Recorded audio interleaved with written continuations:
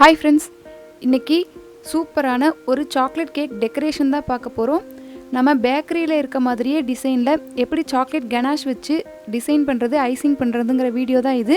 நம்ம chocolate sponge cake எப்படி பண்ணுறங்கிற வீடியோவை பிளாக் ஃபாரஸ்ட் கேக் ரெசிபிலேயே அப்லோட் பண்ணியிருக்கேன். அந்த வீடியோ நீங்கள் இன்னும் பார்க்கலைன்னா டிஸ்கிரிப்ஷன் பாக்ஸில் கொடுக்குற, தேவைப்பட்டால் பார்த்துக்கோங்க. இந்த ஸ்பாஞ்ச் கேக் பார்த்திங்கன்னா முட்டை யூஸ் பண்ணி தான் பண்ணியிருக்கு. நீங்கள் முட்டை சாப்பிட மாட்டீங்க அப்படின்னா அதுக்கு பதிலாக 1 கப் அளவு தயிரை சேர்த்து ஸ்பாஞ்ச் கேக்கை ரெடி பண்ணி எடுத்துக்கோங்க.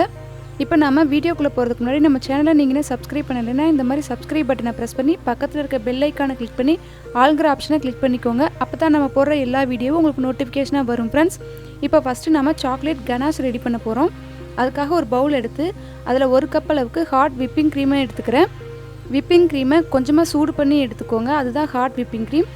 அதை எடுத்துகிட்டு அதே கப்பில் 1 கப் அளவு டார்க் சாக்லேட்டை இந்த மாதிரி துருவி சேர்த்துக்கிறேன். 1:1 ரேஷியோவில் தான் நம்ம இதை சேர்த்துக்கணும். அப்போ தான் நமக்கு கனாஷ் வந்து கரெக்டாக இருக்கும். இப்போ அந்த சூடுலேயே நமக்கு சாக்லேட் வந்து நல்லா மெல்ட் ஆகி கிடைக்கும். நல்லா இந்த மாதிரி மெல்ட் ஆகிற வரைக்கும் கலந்து விட்டுக்கிட்டே இருங்க.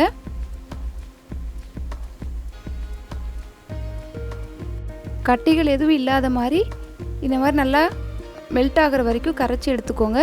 உங்களுக்கு எந்த ஸ்டேஜில் கனாஷ் தேவைப்படுதோ அந்த ஸ்டேஜுக்கு ரெடி பண்ணி எடுத்துக்கோங்க. ஆறுனதுக்கப்புறம் பார்த்தீங்கன்னா கொஞ்சமாக கெட்டியாக இந்த மாதிரி இருக்கும். உங்களுக்கு லிக்விடாக தேவைப்படுச்சுன்னா லைட்டாக சூடு பண்ணி கூட எடுத்துக்கோங்க. இப்போ ஒரு பவுலில் விப்பிங் க்ரீம் 1 கப் எடுத்திருக்கேன். இப்போ நம்ம க்ரீமை ரெடி பண்ண போகிறோம். அது கூடவே 1 ஸ்பூன் அளவுக்கு வெனிலா எசன்ஸ் சேர்த்துருக்கேன். இது கூட 1/4 கப் அளவுக்கு ஐசிங் சுகர் சேர்த்துருக்கேன். இதை சேர்த்துட்டு நல்லா பீட் பண்ணிக்கோங்க. நமக்கு நல்லா ஸ்டிஃப் பீக் வர்ற அளவுக்கு நல்லா பீட் பண்ணி எடுத்துக்கணும். நம்ம க்ரீம் ரெடி பண்ணும்போது நமக்கு பாத்திரம், அந்த பீட்டரோட ராட் எல்லாமே நல்லா கூலிங்காக இருக்கணும். அப்போ தான் நமக்கு ஈஸியாக விப்பாகி கிடைக்கும். இப்போ க்ரீம் ரெடி ஆயிடுச்சு. இதை நம்ம சாக்லேட் க்ரீமாக மாற்றுறதுக்காக நம்ம ரெடி பண்ணி வச்சுருந்த சாக்லேட் கனாஷை வந்து கொஞ்சம் கொஞ்சமாக உள்ளே சேர்த்து பீட் பண்ணி எடுத்துக்கிறேன்.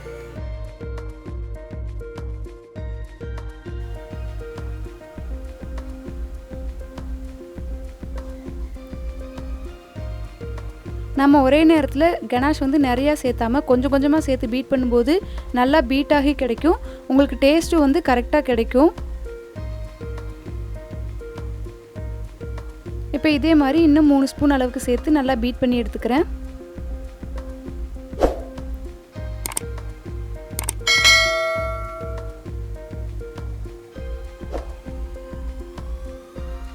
அவ்வளோதான், நமக்கு வந்து கேக்கோட சாக்லேட் க்ரீம் சூப்பராக ரெடி ஆயிருச்சு. இப்போ ஐசிங் பண்ண ஸ்டார்ட் பண்ணிடலாம். இப்போ ஃபஸ்ட்டு பிளேட்டில் நான் கொஞ்சமாக க்ரீம் அப்ளை பண்ணிக்கிறேன். நான் வந்து ஸ்பாஞ்ச் கேக்கை 3 லேயராக கட் பண்ணி வச்சுருக்கேன். அதில் ஃபஸ்ட் லேயரை வந்து ஃபஸ்ட்டு வச்சுக்கலாம். இதுக்கு மேலே சுகர் சிரப் ரெடி பண்ணியிருக்கேன், அதை வந்து அப்ளை பண்ணிக்கலாம். 1/2 கப் தண்ணியில் 3 ஸ்பூன் அளவு பவுடர் பண்ண சுகரை ஆட் பண்ணி சில்லுன்னு வச்சு எடுத்திங்கன்னா அதான் சுகர் சிரப், உடனே ரெடி ஆயிரும். அதை அப்ளை பண்ணிவிட்டு அதுக்கு மேலே க்ரீமை அப்ளை பண்ணிக்கிறேன். எல்லா பக்கம் ஈவனாக வர்ற மாதிரி நைஃப் வச்சு ரெடி பண்ணிக்கிறேன்.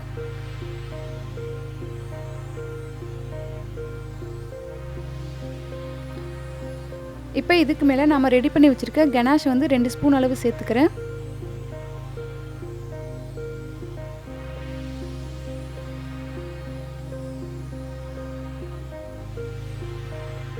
இப்போ இது மேலேயும் குட்டி குட்டியாக கட் பண்ண டார்க் சாக்லேட்ஸை சேர்த்துக்கிறேன். இந்த டார்க் சாக்லேட் சேர்த்தும்போது நமக்கு சாப்பிட்றதுக்கு ரொம்பவே சூப்பராக இருக்கும், டேஸ்ட்டாகவும் இருக்கும். இப்போ இதே மாதிரி தான் 2 லேயரை கம்ப்ளீட் பண்ண போகிறேன்.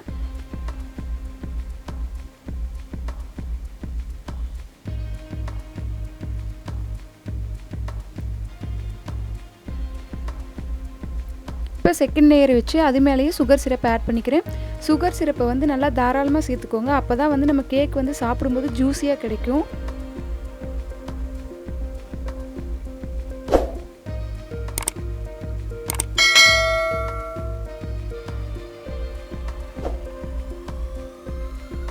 இப்போ லாஸ்ட் லேயரை மேலே வச்சுக்கிறேன்.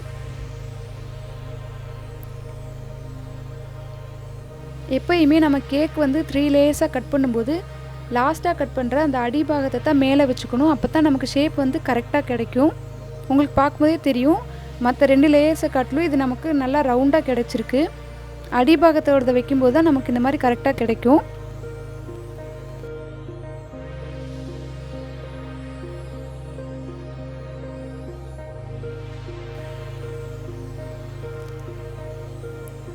இப்போ க்ரீம் அப்ளை பண்ணி நம்ம கரெக்டான ஷேப்புக்கு கொண்டு வந்துடலாம்.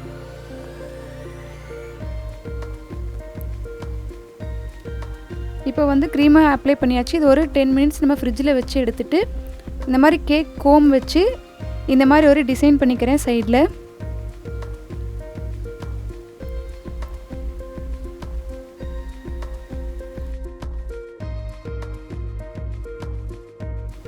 இப்போ இதுக்கு மேலே நம்ம ரெடி பண்ணி வச்சுருந்த சாக்லேட் கனாஷை வந்து அப்ளை பண்ணிக்கிறேன். நமக்கு ட்ரிப்பிங் மாதிரி கிடைக்கணும், அதனால் அதுக்கேற்ற மாதிரி பார்த்துக்கோங்க. நமக்கு கனாஷ் வந்து கொஞ்சம் கெட்டியாயிருச்சு அப்படின்னா லைட்டாக சூடு பண்ணிவிட்டு அது ஆறுனதுக்கப்புறம் கேக்கில் அப்ளை பண்ணுங்கள். அதே போல் ரொம்ப லூஸாக இருக்குது அப்படின்னா ஃப்ரிட்ஜில் கொஞ்சம் நேரம் வச்சு எடுத்திங்கன்னா கொஞ்சம் கெட்டியாகும். பாருங்கள், நமக்கு சாக்லேட் ட்ரிப்பிங் வந்து சூப்பராக ரெடி ஆயிடுச்சு.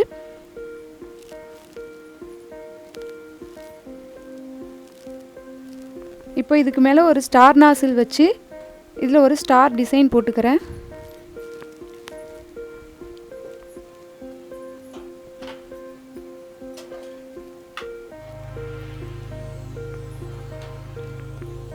நமக்கு கேப்ஸ் எல்லாம் ஃபில் பண்ணுறதுக்காக சின்ன சின்ன ஸ்டார்ஸ் மாதிரி சைட்லலாம் வச்சுக்கிறேன். இதுக்கு மேலேயும் நம்ம சின்னதாக ஸ்டார் வச்சோம்னா இதோட டிசைனும் நல்லாயிருக்கும்.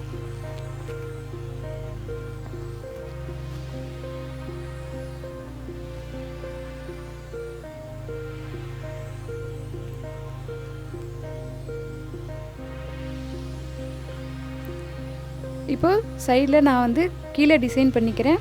அதே ஸ்டார் நாசில்ல சின்னதாக இந்த மாதிரி டிசைன் பண்ணிக்கிறேன்.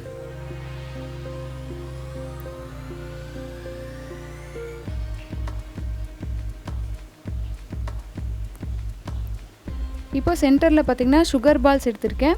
கோல்டன் கலரும் ஒயிட் கலரும் இருக்க சுகர் பால்ஸ் எடுத்திருக்கேன். அதை வச்சு டெக்கரேட் பண்ணிக்கிறேன். உங்களுக்கு தேவையான டிசைனை நீங்கள் மேலே பண்ணிக்கலாம்.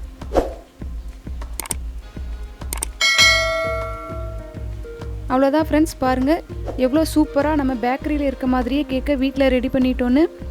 நீங்களும் இந்த ரெசிபியை ட்ரை பண்ணி பாருங்கள். ரொம்ப சூப்பராக ரொம்ப டேஸ்ட்டாக இருக்கும். நம்ம கேக் ஷாப்பில் கிடைக்கிற மாதிரி ட்ரிப்பிங் டிசைன் பாருங்கள், சூப்பராக நமக்கு பர்ஃபெக்டாக கிடச்சிருக்கு. நம்ம இந்த மாதிரி கேக்கை ஃபுல்லாக ரெடி பண்ணிவிட்டு ஒரு 4 மணி நேரம் ஃப்ரிட்ஜில் வச்சு எடுத்து சாப்பிடுங்க. அப்போ தான் சூப்பராக இருக்கும். நம்ம அந்த கேக் க்ரீமோட டேஸ்ட்டு, நம்ம சுகர் சிரப் போடுறது எல்லாமே நம்ம கேக்குள்ளே இறங்கி கேக் வந்து ரொம்ப அட்டகாசமான டேஸ்ட்டில் இருக்கும். இப்போ வந்து 4 மணி நேரம் நான் ஃப்ரிட்ஜில் வச்சு எடுத்துட்டேன். இப்போ இதை நான் உங்களுக்கு கட் பண்ணி எடுத்து காமிக்கிறேன். கேக் பார்த்திங்கன்னா ரொம்ப ஸ்பாஞ்சியாக ரொம்ப டேஸ்ட்டாக நம்ம கடையில் சாப்பிட்ற மாதிரியே இருக்கும். இந்த வீடியோ உங்களுக்கு பிடிச்சிருக்குன்னு நினைக்கிறேன். பிடிச்சிருந்தால் லைக் பண்ணுங்கள். மறக்காமல் நம்ம சேனலை சப்ஸ்கிரைப் பண்ணி பக்கத்தில் இருக்க பெல் பட்டனை கிளிக் பண்ணிக்கோங்க ஃப்ரெண்ட்ஸ். தேங்க்ஸ் ஃபார் வாட்சிங்.